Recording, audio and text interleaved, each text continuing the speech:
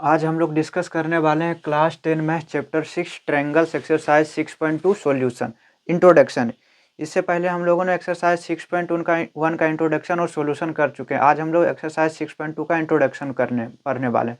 Basically exercise 6.2 का introduction में हम लोग दो थ्योरम पढ़ेंगे। एक बीपीटी जो यहाँ गिवन है, बीपीटी को क्या बोलते हैं, बेसिक प्रोपोर्शनलिटी थ्योरम। ये इसका एक और भी नाम है, क्या है, थेल्स थ्योरम। और एक पढ़ेंगे इसका उल्टा, मतलब कन्वर्स ऑफ बीपीटी या फिर कन्वर्स ऑफ थेल्स थ्योरम। ये आपके बोर्ड एग्जाम के लिए बहुत ही इंपॉर्टेंट है। ये दोनों में से कोई एक आपके एग्जाम में देखने के लिए जरूर मिलेगा। तो देखिए, इसको आप याद कर लीजिएगा। बेसिकली समझना तो है ही, इसके अलावा आप पूरी तरह से आपको रटा हुआ होना चाहिए ये थ्योरम। देखिए, इससे पहले हम लोगों ने डिस्कस किए थे क्या, two triangles are similar if their corresponding angles are equal and their corresponding sides are in the same ratio. तो आज हम लोग बीपीटी करने वाले हैं, बेसिकली बेसिक प्रोपोर्शनलिटी थ्योरम को प्रूव करेंगे। देखिए क्या लिखा हुआ, a line is drawn parallel to one side of a triangle to intersect the other two sides in distinct points. देखिए इसका मतलब क्या हुआ, इसका मतलब हम लोग समझते हैं। कोई एक ट्रायंगल है, लेट से मान लेते हैं ए बी सी, कोई एक ट्रायंगल है और ये क्या बोल रहे हैं, a line is drawn parallel to one side of a triangle. हम लोग मान लेते हैं क्या, ये साइड बीसी के पैरेलल एक लाइन ड्रॉ करते हैं, एक लाइन हम लोग ड्रॉ कर दिए। To triangle to intersect the other two side in distinct points. देखो दो साइड्स को ये अलग अलग पॉइंट पे क्या कर रहा है, इंटरसेक्ट कर रहा है। मान लेते हैं ये पॉइंट डी पर इंटरसेक्ट कर रहा है, ये लाइन ये पॉइंट ई पर इंटरसेक्ट कर रहा है। आगे क्या बोले, the other two sides are divided in the same ratio. ये बोले क्या, जो ए डी और डी बी होगा और ए ई और ई सी होगा, ये दोनों का रेशियो क्या होगा, इक्वल होगा। तो हमें देखिए कि किस तरह से हम लोग प्रूव करने वाले हैं। हमारे पास गिवन क्या है, गिवन क्या है, in triangle A B C में D E parallel to B C, D E parallel to B C, ये क्या है, हमें गिवन है। और हमें प्रूफ क्या करना है,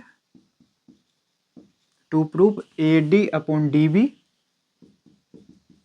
A D upon D B is equal to A E upon E सी।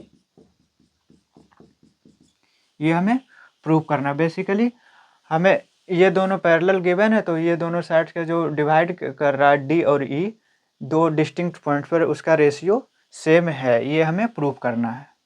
तो हम लोग प्रूव करने से पहले कुछ कंस्ट्रक्शन करना होगा हमें। देखिए हम लोग कंस्ट्रक्शन कैसे करेंगे।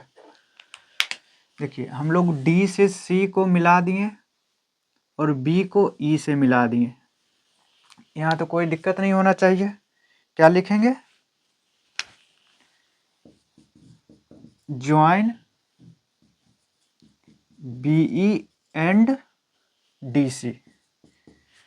और हमें क्या करना है, जिस तरह से हम लोग कंस्ट्रक्शन कर रहे हैं उसी तरह से आप लोग भी सोच देखिएगा।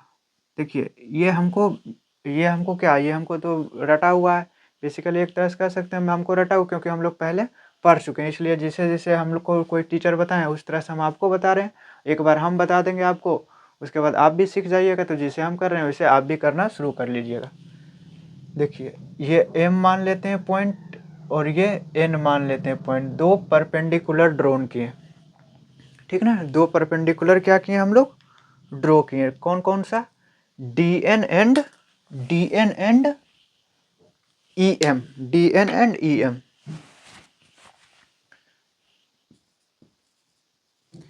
ड्रॉ परपेंडिकुलर क्या, एम ई या ई एम, किस पर, ए बी पर, and D N A C पर। हम लोग ना दो परपेंडिकुलर ड्रॉ कर दिया। अब हमको क्या करना, क्या है प्रूफ में क्या करना है। देखिए इन ट्रायंगल, पहले हम लोग लिखेंगे A D E. Basically in triangle A D E, या फिर आप लिख लीजिए क्या, एरिया ऑफ ट्रायंगल ADE, इसका एरिया क्या होगा?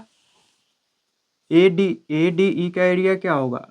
देखिए EM, देखिए ना एरिया क्या होता है, half multiply by base. Base क्या है? देखिए EM किस पर है? AD पर परपेंडिकुलर है, तो AD बेस हो गया और EM क्या हो गया? बोलिए। EM परपेंडिकुलर हो गया।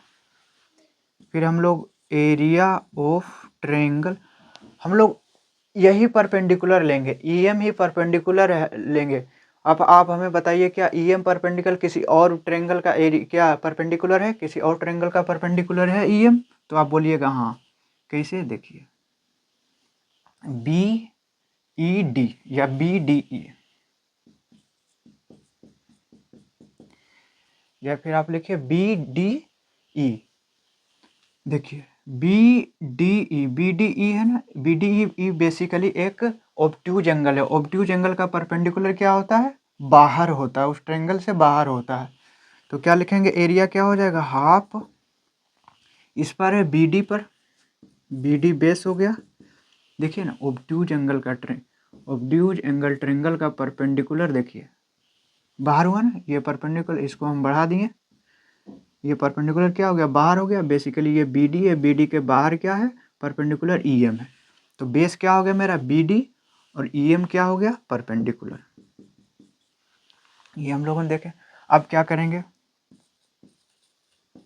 Area of triangle ADE upon area of triangle BDE। देखिए क्या होगा? ऊपर क्या होगा? Half AD multiply by EM upon half BD multiply by EM। तो EM से EM कैंसिल, हाफ से हाफ कैंसिल, तो क्या आ गया? AD upon BD, AD upon BD आ गया मेरा। AD अपॉन BD या DB आ गया। पहला क्या है? पहला मेरा आ गया। देखिए बेसिकली हम इसको शॉर्ट में लिख लेते हैं, area of triangle ADE, O नहीं है, D है, upon area of triangle BDE। इसको हम इक्वेशन नंबर फर्स्ट मान लेते हैं। अब देखिए ये दोनों हम लोग कर लेंगे। अब ये दोनों करेंगे, AE और EC में रिलेशन निकालेंगे। फिर हम लोग क्या लेंगे? एरिया ऑफ ट्रायंगल ADE लेंगे। इस ट्रायंगल का AD का एरिया दो तरीके से निकाल सकते हैं। देखिए हाफ बेस क्या होगा? ये वाला AE, और परपेंडिकुलर क्या है? DN। उसी तरह से अब हम फिर एरिया निकालेंगे। एरिया ऑफ ट्रायंगल परपेंडिकुलर क्या होना चाहिए? DN होना चाहिए। तो कौन सा? देखिए जो हम ड्रॉ कर रहे हैं उसको ध्यान से देखिएगा आप। देखिए इस ट्रायंगल को देखिएगा, इस ट्रायंगल को देखिए रेड वाला। आप इसमें बताइए परपेंडिकुलर क्या है इसका और बेस क्या है? Area of triangle DEC, area of triangle DEC half into base. Base क्या है? इस पर परपेंडिकुलर है ना, EC मल्टीप्लाई बाय, ये परपेंडिकुलर ऑब्ट्यूज एंगल का परपेंडिकुलर ट्रायंगल से बाहर होता है, तो DN। अब हम लोग ये दोनों को डिवाइड कर लेंगे। Area of triangle ADE upon area of triangle DEC क्या हो गया? Half of AE multiply by DN upon half of EC multiply by DN। DN से DN कैंसिल, हाफ से हाफ कैंसिल, तो क्या आया? Area of triangle ADE upon area of triangle DEC is equal to AE upon EC। इसको equation number 2। आप इसके नीचे लिखते जाइएगा, हमारे पास जगह नहीं है तो इसलिए हम लोग इस साइड आगे बढ़ रहे हैं। पहले आप यहाँ तक लिखिएगा, फिर इसके नीचे एरिया ऑफ ट्रायंगल AD से नीचे लिखिएगा, फिर इसके नीचे जो अभी हम लिखेंगे वो लिखना है आपको। देखिए 1 और 2 फ्रॉम इक्वेशन 1 एंड 2। देखिए पहले हम लोग 1 और 2 नहीं करते हैं, पहले हम लोग देखते हैं क्या AD अपॉन BD और AE अपॉन EC, यही प्रूव करना है। ये हमारे पास आ गया। इधर भी क्या होना चाहिए, सेम होना चाहिए। तो area of triangle ADE, area of triangle ADE सही है। लेकिन यहाँ क्या है, एरिया ऑफ ट्रायंगल BDE है, यहाँ है एरिया ऑफ ट्रायंगल DEC है। देखिए area of triangle BDE and area of triangle DEC, क्या आ गया, DEC। इसका और इसका, ये जो बेसिकली ये ब्लैक वाला जो है, ये ब्लैक वाला और ये जो रेड वाला है। अब देखिएगा, ध्यान से देखिए आप और हमें बताइए, क्लास 9 का एक कॉन्सेप्ट आ रहा है। देखिए ये ब्लैक वाला, देखिए ये ब्लैक वाला, इसको हम मिटा दें, इसको हम मिटा देते हैं। और यहाँ देखिएगा, ये क्या था, D था ना, ये D था। देखिए BC और BC क्या है, BC पैरेलल टू DE है, as BC parallel to DE है, हमें गिवन है। BC और DE क्या है, पैरेलल है, और क्या है, सेम बेस है, सेम बेस है। बेस क्या है, DE, बेस क्या है, DE, मतलब same base DE for triangle क्या, BDE एंड DEC। तो हम लोग जानते हैं टू पैरेलल यानी टू पैरेलल लाइन के बीच जितना भी ट्रायंगल बनेगा सबका एरिया क्या होता है, इक्वल होता है। ये हमें पता है क्लास 10th में। तो हमको गिवन ये दोनों क्या है, पैरेलल है और सेम बेस है दोनों ट्रायंगल के लिए, इसलिए हम लोग कह सकते हैं क्या, triangle BDE is area of triangle BDE ना, area of triangle BDE is equal to area of triangle DEC। अब हम लोग लिख सकते हैं फ्रॉम इक्वेशन 1 एंड 2। अब ये दोनों इक्वल हो गया, ये दोनों इक्वल हो गया, ये दोनों इक्वल है, तो इसका मतलब ये और ये दोनों क्या हो जाएगा, इक्वल हो जाएगा। AD upon DB is equal to AE upon EC। DB को आप BD भी लिख सकते हैं। यही हमें क्या करना था, प्रूव करना था, हेंस प्रूव्ड। उम्मीद करते हैं कि आप इसको समझ गए होंगे। क्या है BPT थ्योरम, क्या है BPT थ्योरम में कुछ नहीं गिवन है। ध्यान से फिर से हम बता रहे हैं, इसको आप ध्यान रखिएगा, क्योंकि इसी पर आपका पूरा क्वेश्चंस होने वाला, और इस थ्योरम पर आपको क्वेश्चंस भी देखने के लिए मिलेगा। किसको क्या माने थे, DN, इसको N मान लिए थे, इसको M मान लिए थे। देखिए यहाँ हम लोग लिखते हैं, कोई भी एक ट्रायंगल है, कोई भी एक ट्रायंगल में एक लाइन क्या कर रही है, इंटरसेक्ट कर रहा है, और पैरेलल गिवन है, क्या एक दूसरे साइड के पैरेलल गिवन है। देखिए हमें गिवन क्या है, DE पैरेलल टू BC। तो हम लोग कंक्लूजन क्या निकाल सकते हैं, AD upon DB is equal to AE upon EC होगा। बस यही BPT है, यही BPT, यही बेसिक प्रोपोर्शनलिटी थ्योरम है। तो ये आप याद रखिएगा, ठीक ना। अब हम लोग कन्वर्स ऑफ BPT देखते हैं। देखिए कन्वर्स ऑफ BPT क्या है, उसका उल्टा होगा। उसमें क्या था, उसमें गिवन था कि दो लाइन पैरेलल है तो उसका साइड का रेशियो सेम रेशियो में होगा। इसमें उल्टा, इसमें गिवन है क्या, साइड का रेशियो सेम है तो उसका दोनों लाइन क्या होगा, पैरेलल होगा। ये हमें प्रूव करना है। देखिए if a line divides any two sides of a triangle, यहाँ पैरेलल लाइन नहीं गिवन है, कोई भी एक लाइन है। जैसे से मान लेते हैं एक ट्रायंगल गिवन है, एक ट्रायंगल ABC मान लेते हैं, ठीक ना। और कोई भी एक लाइन मान लेते हैं DE, ये पैरेलल नहीं है, फिर से बोल रहे हैं, ये DE BC पैरेलल नहीं, इससे पहले पैरेलल था।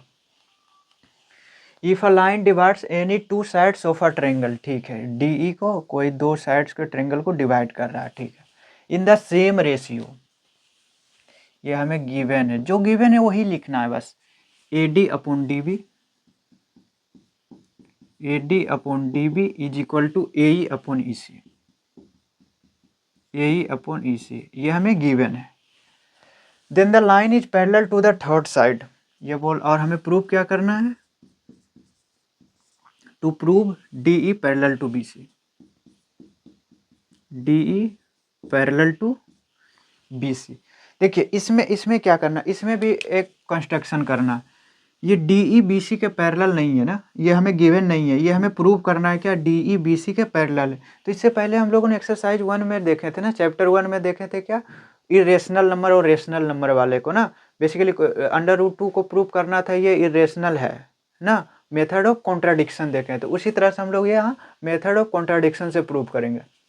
देखिए DE पैरेलल टू BC तो नहीं है, हम मान लेते हैं क्या, एक लाइन ड्रॉ कर लेते हैं DE डैश, या फिर E डैश की जगह पे F भी लिख सकते हैं, कोई दिक्कत नहीं है। DE डैश मान लेते हैं पैरेलल है BC का। क्या हम लोग कंस्ट्रक्शन कर किए हैं, हम लोग कंस्ट्रक्शन किए हैं, क्या कंस्ट्रक्शन किया, DE dash parallel to BC, DE dash parallel to BC। देखिए as DE dash parallel to BC, ये दोनों क्या है, पैरेलल है, तो हम लोग क्या कर सकते हैं, by BPT theorem, AD upon DB is equal to AE dash upon E dash C। कैसे, बाय BPT से तो हम लोग कर सकते हैं, DE डैश पैरेलल BC है तो हम PPT से कर सकते हैं, उसका रेशियो, उसका साइड का जो रेशियो वो सेम होगा, AD upon DB equal to AE dash upon E dash C। इसको हम लोग इक्वेशन 1 मान लेते हैं, और ये हमें गिवन है, AD upon DB is equal to AE dash upon E dash, sorry AE upon EC given है ना, ये हमें गिवन है, इसको इक्वेशन सेकंड मान लेते हैं। अब हम लोग क्या बोलेंगे, from equation 1 and 2, equation 1 and 2 से क्या कर सकते हैं, AD अपॉन DB, कोई बात, ये दोनों इक्वल है, तो इसका मतलब ये दोनों भी क्या होगा, इक्वल होगा, AE dash upon E dash C is equal to AE upon EC।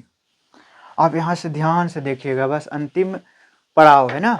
देखिए A ठीक है, E dash E, C E dash E, मतलब ये दोनों इक्वल है, ये दोनों इक्वल है, इसका मतलब क्या हुआ, AE डैश और AE दोनों सेम लाइन है, वही ना बोल सकते हैं, AE डैश और AE क्या है, सेम है, E डैश C और EC दोनों सेम है, तभी तो रेशियो क्या होगा, तभी तो रेशियो इक्वल होगा।